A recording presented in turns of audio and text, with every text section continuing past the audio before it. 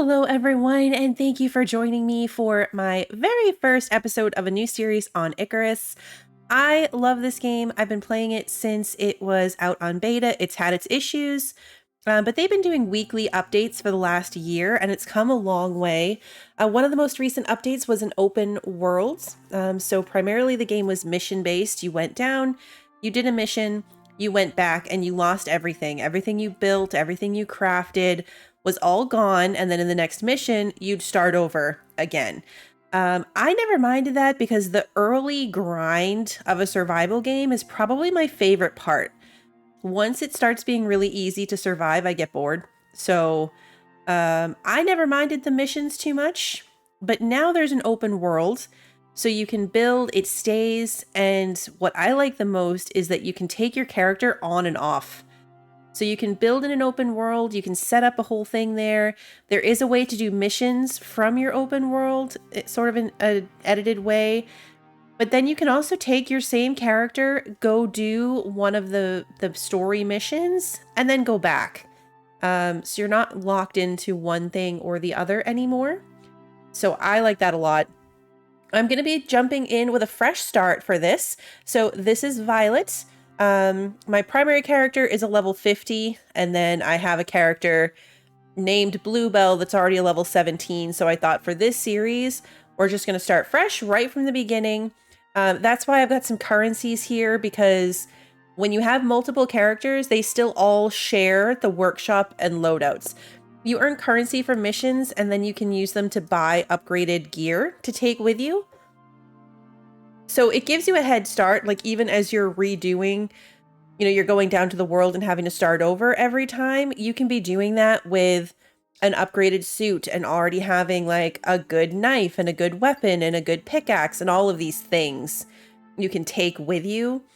So I'm not going to be doing that, but that's why I've got currency here, because you share it. All of your characters share. So since we're not going to worry about a loadout, I am just going to jump in. You do have 2 worlds to choose from. So you can do the Olympus map, which is the original map that it came out with. And then you've got this Styx map that came out. It's going to eventually be a DLC map that they're adding. We're going to start here, even though this area was meant for sort of like higher level. Once you were done in Olympus, you could go to Styx to keep playing. So starting with a brand new baby character should be interesting, with no skills and no tech unlocked. But that's what we're going to do. We're going to do it. We're going to go create new open world. I'm going to play, you've got your settings here, so you can play on easy, and you'll see it reduces creature health and damage and movement speed. Less spawn rate for some of the worse animals. They don't perceive you as easily. And then you've got medium, which is just your standard settings, and you can even make it harder if you really feel like torturing yourself. I'm going to play on the standard. I am playing around on another open world that I set to easy, and I'm almost finding it too easy. You don't have to deal with any of the storm damage. So even like my wooden house, there's no push to improve any of that other than aesthetics, because there's no lightning, there's no wind damage, there's none of that environmental challenge. And that's what I really like about this game. I love PvE survival games where the environmental elements are what you're struggling against. So yeah, we're going to name this season 1. Okay, then we get to choose a drop point. So we can drop in any of these locations. You can pretty much see like desert, really hot and miserable. We're not going to do a baby character in the Arctic. We will die immediately. Same with desert, truly. This one's interesting, but it's very small. We'd be boxed into a very tiny area. So I think I'm going to go with this one. You're choosing this as an area, so you could still drop in kind of anywhere in this general vicinity. And it'll give you a little breakdown, right? So like you've got comfortable temperatures, medium food, medium trees, right? So if you go high aggressive creatures. So if you go here, it's less aggressive creatures, but it's hot. You've got very little water, not very many trees, not very many oxygen. Right? So like here, same thing, less creatures, but you're dealing with the temperature, lack of trees, and not very many rocks. So it'll give you a chance to assess what you're getting into. But yeah, we're gonna go here. Coming down in our drop ship. The trees are coming in right through it. Oh, it's fantastic. This game does have some optimization issues. It's very resource heavy, and you'll still notice like it does tend to have some like frame drops and stutters. But this is where we come out. So priority 1 is going to be leveling. If we look, we need oxygen, food, water.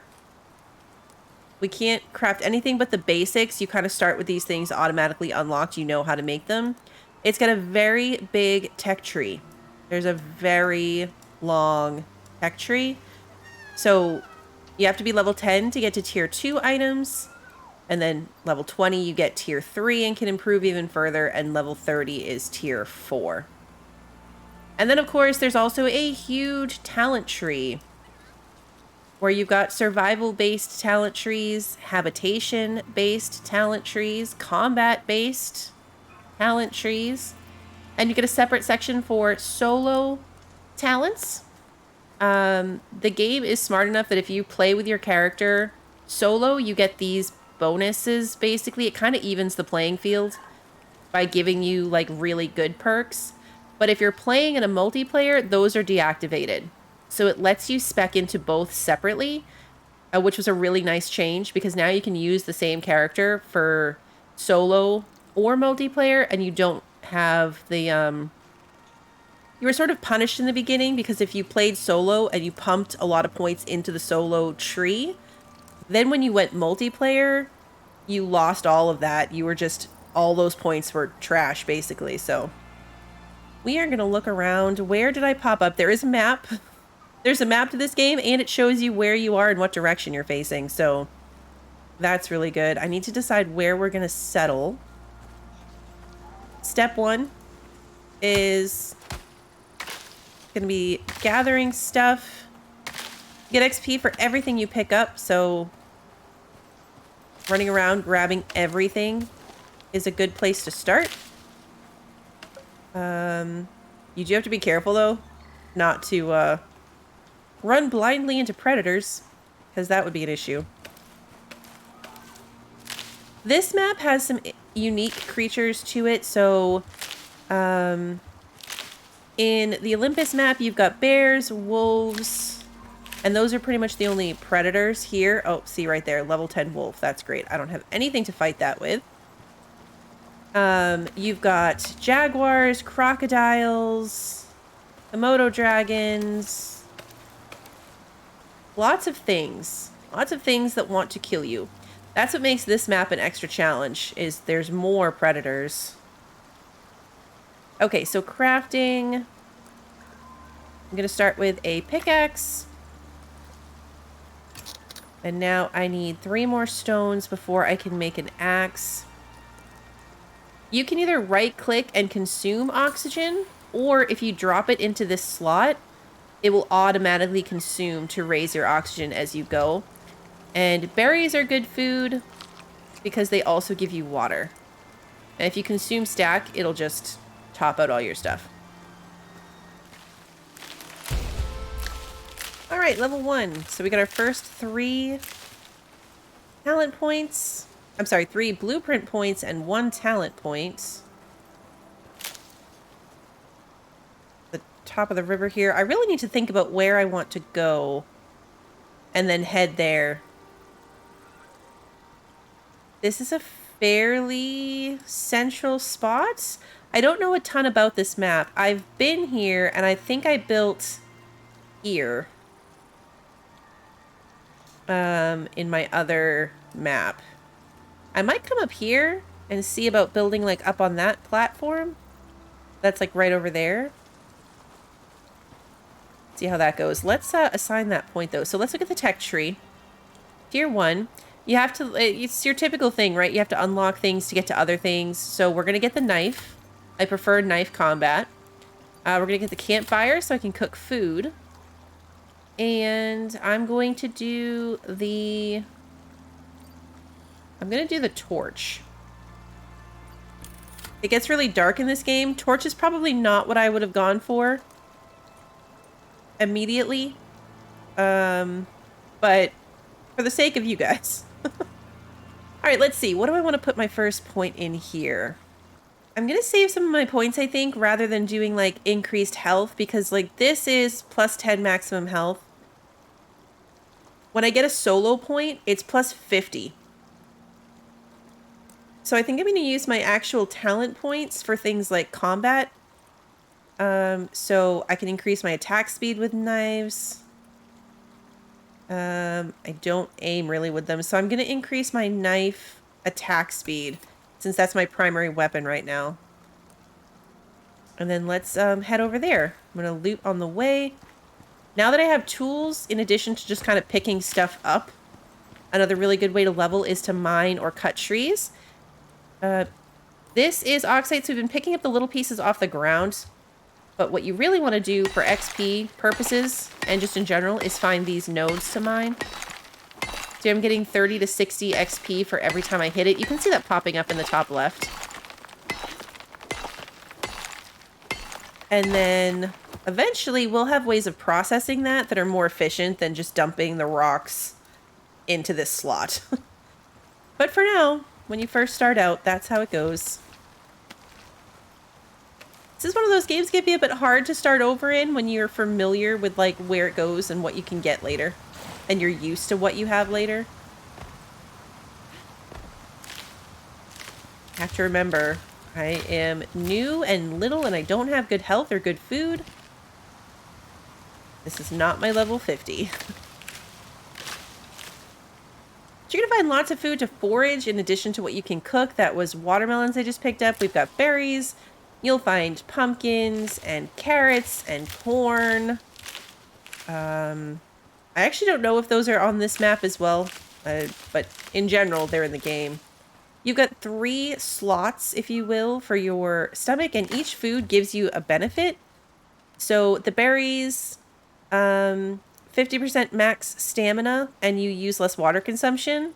And you'll see here, status effect, it counts down. Like, that's effective for 400, no, that's the cooldown time. Oh, 600 seconds, basically, right? And then watermelon has the same thing. Less water consumption, more max stamina. And they will stack. So you've got 3 slots, unless you use points to increase that. So you really want to try to keep 3 varieties of food at all times that you're eating, if you can.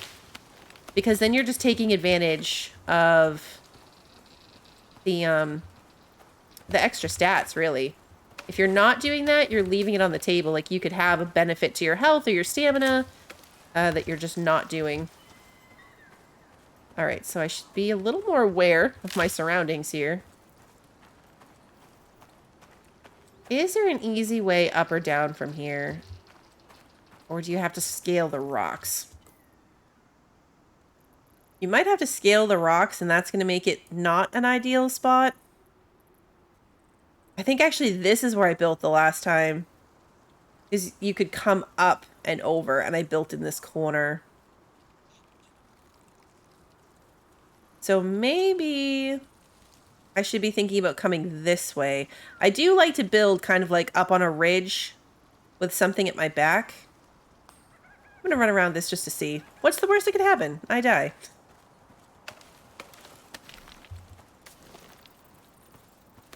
If you die before you craft a bed, you drop down in another pod. And you could be sort of anywhere random in the general vicinity. If you have a bed, then you respawn in your bed, and then you just have to run and go get your stuff. If you're playing multiplayer, you can have a friend revive you. So that's a benefit. I've got coal. Coal's heavy, but it's a really good fuel. Better than wood. There's 2 of them here. Not going to bother yet because they're heavy and I don't have any storage for them, but a good sign. There will be caves we'll have to go into to get iron and metals to progress that way. But that's later. Oh, yep, we've got carrots here. Food spoils, so you'd have to be careful how much you pick up. And you get more benefit from cooking it. So if you cook on a campfire, your pumpkins or carrots, you can't cook watermelons or berries until you like are later and you're cooking them into salads and stuff. But on the campfire, you can cook pumpkins and carrots and you get more of a benefit from them by cooking it. Okay, so up this ridge, definitely not going to work. I mean, it just got taller. There's a lot to mine down there. There's a lot of food down there. I mean, I could build down here. I don't have to make this decision right now. I don't bother spending the points to unlock thatch building. Your first stage of building is thatch. And I don't even bother with that. I find it's a waste. Which means I don't bother to build anything until I'm level 5. That's when you can unlock wood building. So I've got some time to run around before I need to settle somewhere. Alright, we've got our first storm coming in. You will take storm damage if you are outside and exposed, depending on how bad the storm is. So since I don't build until level 5, what you can do is carve into one of these big stones and hide inside of it. If you find a cave, you can do that too, but caves do have enemies in them. So like a big stone like this, potentially. This one might not be big enough, but you can mine into it. This storm never actually got too bad. Once it's close to over, I'll just go back out in it once you're so close to it being over. So you can see there at the top I'm taking storm exposure because I'm not sheltered. But my little rock house kept me going. Kept me safe.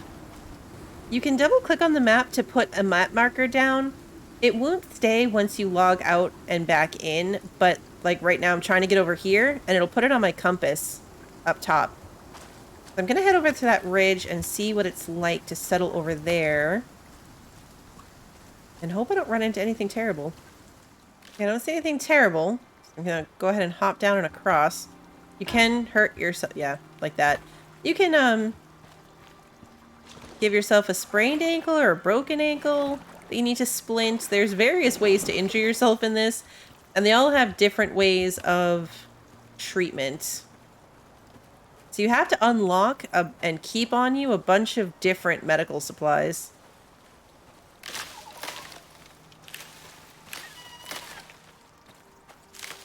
These little birds that you hear, the Kias, you can hear them and see them flying around.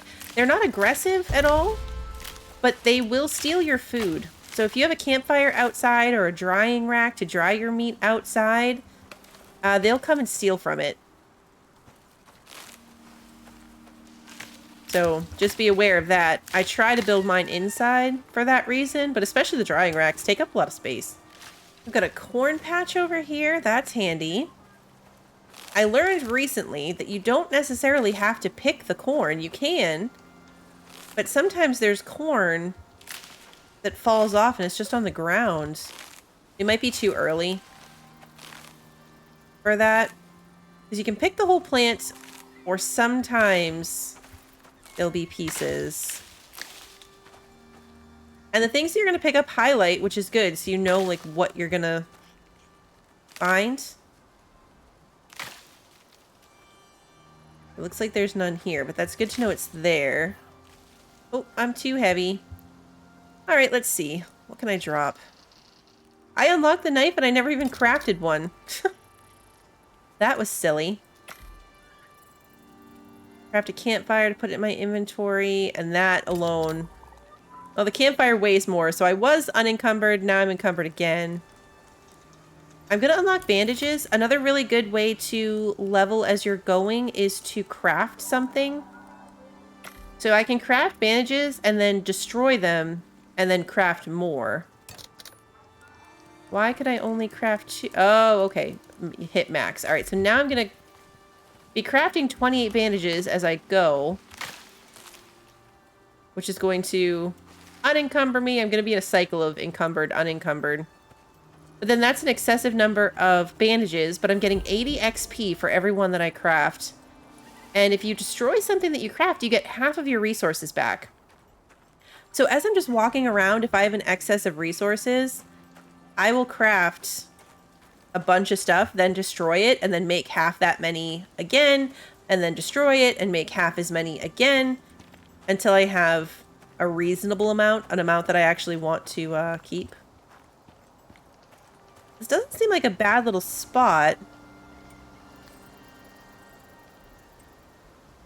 It's shaded, which would be a problem later if I make it to solar power.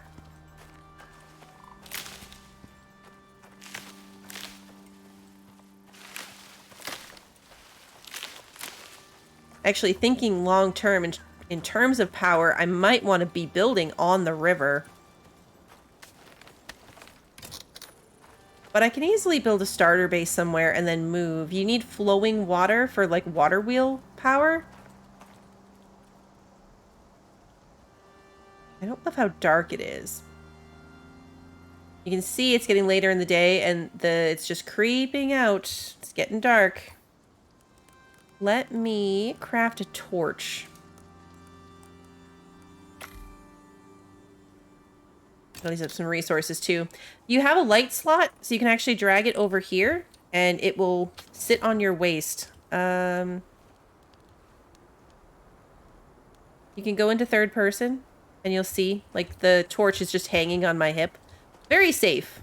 Fire attached to your hip. It's great. But you used to be able to light things on fire. You could be walking through the forest and just lighting forest fires because you have a torch in your hand. So this was a good addition. It no longer does that if it's on your hip. But you can still end up lighting things on fire if you walk into a standing torch or if you put that torch in your hands. So these are all the things you can make in a campfire. You need different cooking stations to cook different things. So these are all that you can cook in a campfire. And the good thing about spoiling is as it's going down, like, I have 4 soybeans right here. When it gets all the way down and one spoils, you'll get a spoiled plant. But then it'll go to a full health stack of 3. And then that will slowly come down. It's good to turn your fire off once you're not using it if you don't want to go through a bunch of fuel. But now I can eat my carrot. So a cooked carrot will increase my stamina by 75 and you get more projectile damage. So it's really good if you are out hunting with bows. And then the pumpkin gives you exposure resistance. So you'll take less damage in a storm if you've eaten a cooked pumpkin.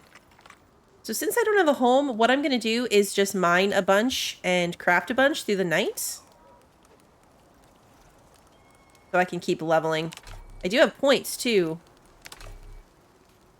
So let's go look at that. I got a solo point, so you earn them separately. I've got a talent point and a solo talent point. I am going to put that into the plus 50 health. Since most of the food that I'm eating right now already helps my stamina, but I don't have anything that really helps my health. And then I'm going to go here. And I'm going to do fast. No, I'll do increased damage with my knife. And then I'll probably go back and start doing some of the hunting ones. I usually focus my characters on cooking and farming. You only get a set number of these talent points, so you'll never be able to unlock the whole tree. You're going to have to prioritize. But I like to go down some of this one. You can get a 4th stomach slot, if you will. You can make your food buffs last longer. You can increase your damage and health down these trees as well. Increase their effectiveness of the modifiers. One of my favorite ones is that you can make your crop plots grow faster and you can also make them not spoil. So if you grow food, your food will spoil in the crop plot if you don't harvest it, unless you perk into having that not happen, which is really good. I've still got 2 points available. I'm going to unlock the bow and arrows. I'll need the bedroll eventually, but right now I can't make it. anyway, so I'm not going to waste the point on it. But I need to be able to start hunting, and that's going to help. Can I craft a bow? I can. And then how many arrows can I craft? 100. Really? That's excessive. I'm going to craft 50. Mostly just for the XP. Pretty quickly, I'm going to want to move up to bone arrows. Bone arrows do so much more damage. And then I've still got tons of rock, apparently. Oh, not anymore. Okay. All right, so now I'm going to mine. I'm going to cut trees. I'm going to gather resources through the night. Since I can't sleep. You do need a bed to sleep. So that's the downside of not settling. Trees will fall on you, and you will get a concussion or contusion if they do. So stand back when you're cutting trees. All right, we've got another storm, and what I didn't consider was, is there a rock big enough for me to live in over here temporarily? This one might do it.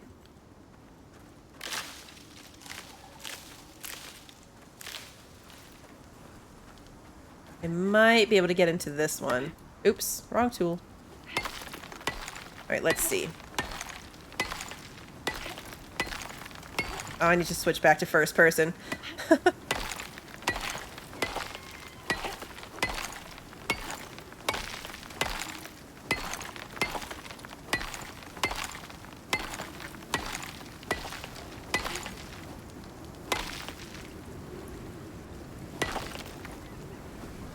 Best way to tell if it's going to work is to wait until you get that modifier that says you're exposed and taking damage, and then crawl in and see if it goes away.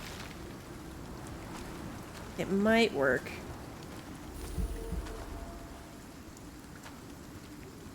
Alright, let's get rid of some of this stone on me. You can craft up these and use them to store stuff until you're ready to craft with it. Put that there.